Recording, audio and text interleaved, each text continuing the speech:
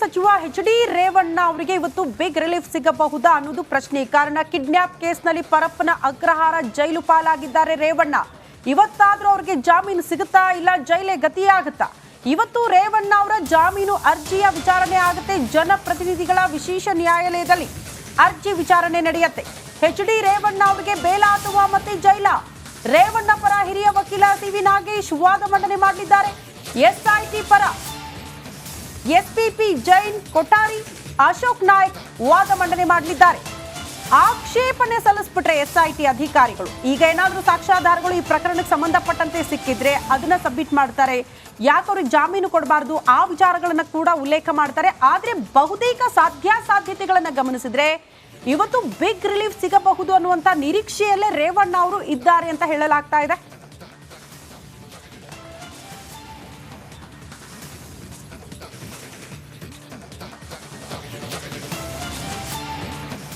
ಮಹಿಳೆಯ ಕಿಡ್ನಾಪ್ ಪ್ರಕರಣಕ್ಕೆ ಸಂಬಂಧಪಟ್ಟ ಹಾಗೆ ರೇವಣ್ಣ ಈಗಾಗಲೇ ಪರಪ್ಪನ ಅಗ್ರಹಾರ ಸೇರಿದ್ದಾರೆ. 4 ದಿನಗಳಿಂದ ಸೆರೆವಾಸವನ್ನು ಅನುಭವಿಸ್ತಾ ಇರೋ ರೇವಣ್ಣ ಅವರ ಜೈಲು ವಾಸದ ಭವಿಷ್ಯ ಅಂದ್ರೆ ಜಾಮೀನು ಸಿಗುತ್ತಾ ಇಲ್ವೋ ಅಂತ ಇವತ್ತು ಡಿಸೈಡ್ ಆಗುತ್ತೆ.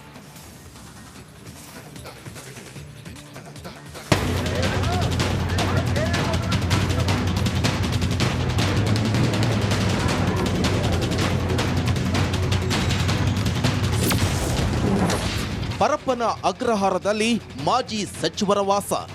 ಮಹಿಳೆಯ ಕಿಡ್ನಾಪ್ ಕೇಸಲ್ಲಿ ಮಾಜಿ ಸಚಿವ ರೇವಣ್ಣ 4 ದಿನಗಳಿಂದ ಪರಪ್ಪನ ಅಗ್ರಹಾರ ಜೈಲಿನಲ್ಲೇ ದಿನ ದೂಡ್ತಿದ್ದಾರೆ. ಮೌನಕ್ಕೆ ಶರಣಾಗಿರೋ ರೇವಣ್ಣ ಊಟವನ್ನು ಸೇವಿಸದೆ ನಿದ್ರೆಯೂ ಮಾಡದೆ ಒದ್ದಾಡ್ತಿದ್ದಾರೆ. ರೇವಣ್ಣರ ಜಾಮೀನು ಅರ್ಜಿ ವಿಚಾರಣೆ ನಡೆಯಲಿದ್ದು ಮಾಜಿ ಸಚಿವರಿಗೆ ಬೇಲಾಗುತ್ತಾ ಅಥವಾ ಮತ್ತೆ ಜೈಲಾಗುತ್ತಾ ಅನ್ನೋ ಟೆನ್ಷನ್ ಶುರುವಾಗಿದೆ. ರೇವಣ್ಣಗೆ ನಡಿ ಈಗ ಶುರು ಮಾಡೋಣ. ಕೇಸರಿಯಿಂದ ಮನೋಲ್ಲಾಸ ಮನಸ್ಸು ಮತ್ತೇರಿ ಕುಣಿದಾಡಿದೆ ನೋಡು, ಮನಸ್ಸು ಮತ್ತೇರಿ ಕುಣಿದಾಡಿದೆ ನೋಡು. ಕ್ಷಣ ಕ್ಷಣವೂ ಆಚರಿಸಿ ಕೇಸರಿ ಹಬ್ಬ. ವಿಮಲ್ ಬಾಯಲ್ಲಿ ಹೇಳಿ ಕೇಸರಿ. ಬೇಲ ಅಥವಾ ಮತ್ತೆ ಜೈಲ? ಜನಪ್ರತಿನಿಧಿಗಳ ವಿಶೇಷ ನ್ಯಾಯಾಲಯದಲ್ಲಿ ರೇವಣ್ಣರ ಜಾಮೀನು ಅರ್ಜಿ ವಿಚಾರಣೆ ನಡೆಯಲಿದೆ. ಈ ಕೇಸ್ಗೆ ಸಂಬಂಧಪಟ್ಟಂತೆ ಕೋರ್ಟ್ ವಿಧಿಸಿದ ರೇವಣ್ಣರ 7 ದಿನಗಳ ನ್ಯಾಯಾಂಗ ಬಂಧನದ ಅವಧಿ ಮುಗಿಯಲಿದೆ. ಹೀಗಾಗಿ ನಾಳೆ ರೇವಣ್ಣರಿಗೆ ಬೇಲ್ ಸಿಗುತ್ತಾ ಅಥವಾ ಮತ್ತೆ ಜೈಲಾಗುತ್ತಾ ಅನ್ನೋದು ಕಾದು ನೋಡಬೇಕಿದೆ.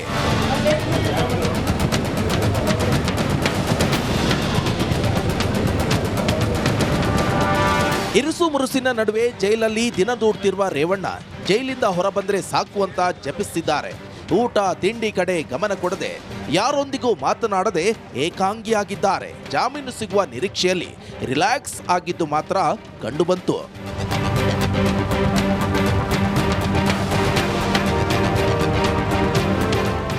ಜನಪ್ರತಿನಿಧಿಗಳ ಕೋರ್ಟ್ನಲ್ಲಿ ರೇವಣ್ಣಗೆ ಜಾಮೀನು ಸಿಕ್ಕರೆ ಸೆರೆವಾಸ ಅಂತ್ಯವಾಗಲಿದೆ. ಇಲ್ಲವಾದ್ರೆ ಜೈಲಲ್ಲೇ ಮತ್ತಷ್ಟು ದಿನ ಮುದ್ದೆ ಮುರಿಯಬೇಕಾಗುತ್ತೆ. ನವೀನ್ ಶೆಟ್ಟಿ, ಕೆರಾಡಿ, ರಿಪಬ್ಲಿಕ್ ಕನ್ನಡ, ಆನೇಕಲ್. ಇನ್ನು ಈ ಕುರಿತು ಮತ್ತಷ್ಟು ಡೀಟೇಲ್ಸ್ ಅನ್ನ ಕೊಡೋದಕ್ಕೆ ನಮ್ಮ ಪ್ರತಿನಿಧಿ ನಾಗರಾಜ್ ನೇರ ಸಂಪರ್ಕದಲ್ಲಿ ಜಾಯಿನ್ ಆಗ್ತಿದ್ದಾರೆ. ನಾಗರಾಜ್, ಎಚ್.ಡಿ. ರೇವಣ್ಣ ಅವರಿಗೆ ಬಿಗ್ ರಿಲೀಫ್ ಸಿಗುವಂತ ಸಾಧ್ಯತೆಗಳು ಇದೆ ಅಂತ ಹೇಳಲಾಗ್ತಾ ಇದ್ದು ಕೋರ್ಟ್ ನಲ್ಲಿ ಏನೆಲ್ಲ ಬೆಳವಣಿಗೆ ಆಗಬಹುದು, ಏನ್ ನಿರೀಕ್ಷೆ ಮಾಡಬಹುದು? ಬೇಲ್ ಸಿಗುವಂತ ಸಾಧ್ಯತೆಗಳು ಎಷ್ಟರ ಮಟ್ಟಿಗಿದೆ? ಜೈಲೇ ಕಂಟಿನ್ಯೂ ಆಗುವಂತ ಸಾಧ್ಯತೆಗಳು ಎಷ್ಟರ ಮಟ್ಟಿಗಿದೆ? ಆ ಸಾಧ್ಯತೆಗಳ ಬಗ್ಗೆ ಮಾಹಿತಿ ಕೊಡಬಹುದಾ ನಾಗರಾಜ್?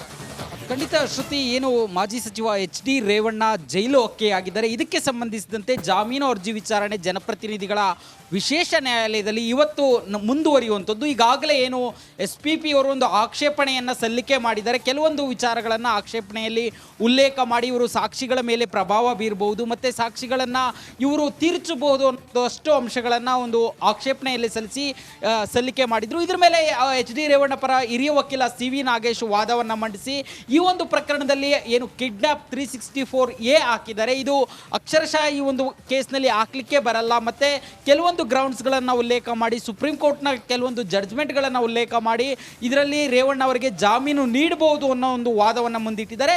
ಇದರ ಒಂದು ಮೆರಿಟ್ಸ್ ಮೇಲೆ ಈಗ ಎಸ್.ಪಿ.ಪಿ. ಅವರು ಜೈನ ಕೊತಾರಿ ಏನಿದ್ದಾರೆ ಅವರು ವಾದವನ್ನು ಮುಂದುವರಿಸಿರ್ತಕ್ಕಂಥದ್ದು. ಇದರಲ್ಲಿ ಪ್ರಮುಖವಾಗಿ ಅವರು ಉಲ್ಲೇಖ ಮಾಡ್ತಾ ಇರ್ತಕ್ಕಂಥದ್ದು, ಇವರು ಪ್ರಭಾವಿ ವ್ಯಕ್ತಿ ಇದ್ದಾರೆ, ಮಾಜಿ ಸಚಿವರಾಗಿದ್ದರು, ಹೀಗಾಗಿ ಇವರ ಮಗ ಸಹ ಈ ಒಂದು ಅತ್ಯಾಚಾರ ಪ್ರಕರಣದಲ್ಲಿ ಸದ್ಯಕ್ಕೆ ತಲೆಮರೆಸ್ಕೊಂಡಿದ್ದಾರೆ, ಹೀಗಾಗಿ ಇವರನ್ನು ಯಾವುದೇ ಕಾರಣಕ್ಕೂ ಜಾಮೀನು ಕೊಡಬಾರ್ದು ಅಂತೇಳಿ ಒಂದಷ್ಟು ಬೆಳವಣಿಗೆಗಳಾಗಿದ್ವು. ಇದರ ನಡುವೆ ನಿನ್ನೆ ಒಂದು ಪ್ರಮುಖ ಬೆಳವಣಿಗೆ ಆಗಿದೆ. ಏನು ಒಂದು ಸಂತ್ರಸ್ತೆದು ಎನ್ನಲಾದಂಥ ವಿಡಿಯೋ ವೈರಲ್ ಆಗಿರ್ತಕ್ಕಂಥದ್ದು. ಈ ವಿಡಿಯೋದಲ್ಲಿ ಏನು ಪ್ರಮುಖವಾಗಿ ಎರಡು ವಿಚಾರಗಳಲ್ಲಿ ಇದು ಎಲ್ಪ್ ಆಗ್ಬೋದು ಅಥವಾ ಒಂದು ಕಡೆ ರೇವಣ್ಣಗೆ ಕಂಟಕವೂ ಆಗ್ಬೋದು ಅನ್ನೋ ಮಾತುಗಳು ಕೇಳಿ ಬರ್ತಾ ಇರ್ತಕ್ಕಂಥದ್ದು. ಏನು ಸಂತ್ರಸ್ತೆ ಒಪ್ಕೊಂಡಿದ್ದಾಳೆ ಈ ಒಂದು ವಿಡಿಯೋದಲ್ಲಿ, ನನ್ನ ಯಾರೂ ಕಿಡ್ನಾಪ್ ಮಾಡಿಲ್ಲ, ಈ ಒಂದು ಅಂಶಗಳನ್ನು CV ನಾಗೇಶ್ ವಾದ ಮಂಡಿಸಿ ಅವರಿಗೆ ರಿಲೀಫ್ ಕೊಡುವ ಸಾಧ್ಯತೆ ಇದೆ. ಆದರೆ ಇದೇ ವಿಡಿಯೋ ಒಂದನ್ನು ಭಾಳ ಸ್ಪಷ್ಟವಾಗಿ ಗಮನಿಸ್ತಾ ಇದ್ದರೆ, ಇದು SIT ಪೊಲೀಸರಿಗೆ ಸಿಗೋ ಮುನ್ನ ಈ ವಿಡಿಯೋನ ರೆಕಾರ್ಡ್ ಮಾಡಿರೋದು ಭಾಳ ಸ್ಪಷ್ಟವಾಗಿ ಗೊತ್ತಾಗ್ತಾ ಇದೆ.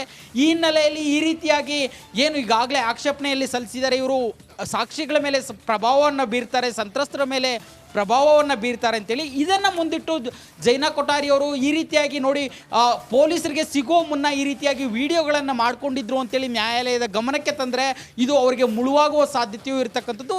ಕಾನೂನು ತಜ್ಞರ ಪ್ರಕಾರ ಸದ್ಯಕ್ಕೆ ಇವತ್ತು HD ರೇವಣ್ಣ ಅವರಿಗೆ ಜಾಮೀನು ಸಿಗೋ ಸಾಧ್ಯತೆ 50-50 ಅಂತೇಳಿ ಹೇಳಲಾಗ್ತಾ ಇರ್ತಕ್ಕಂಥದ್ದು. ಸದ್ಯ 11 ಗಂಟೆಯ ನಂತರ ಈ ಒಂದು ಅರ್ಜಿ ವಿಚಾರಣೆ ಮುಂದುವರಿತಾ ಇದ್ದು HD ರೇವಣ್ಣ ಭವಿಷ್ಯ ಏನಾಗುತ್ತೆ ಅನ್ನೋದು ಕುತೂಹಲ ಕೇಳಿಸಿರುವಂಥದ್ದು. ಶ್ರುತಿ. ಎಸ್ ನಾಗರಾಜ್, ಧನ್ಯವಾದಗಳು ತಮ್ಮೆಲ್ಲ ಮಾಹಿತಿಗೆ. ಒಟ್ಟಿನಲ್ಲಿ ಜೈಲ ಅಥವಾ ಬೇಲ ಅನ್ನುವಂಥ ಪ್ರಶ್ನೆಗೆ 50-50 ಅನ್ನುವಂಥ ಉತ್ತರ ಏನಾದರೂ ಆಗಬಹುದು ಇವತ್ತು ಕೋರ್ಟ್ನಲ್ಲಿ, ಅದನ್ನ ಕಾದು ನೋಡಬೇಕಾಗಿದೆ.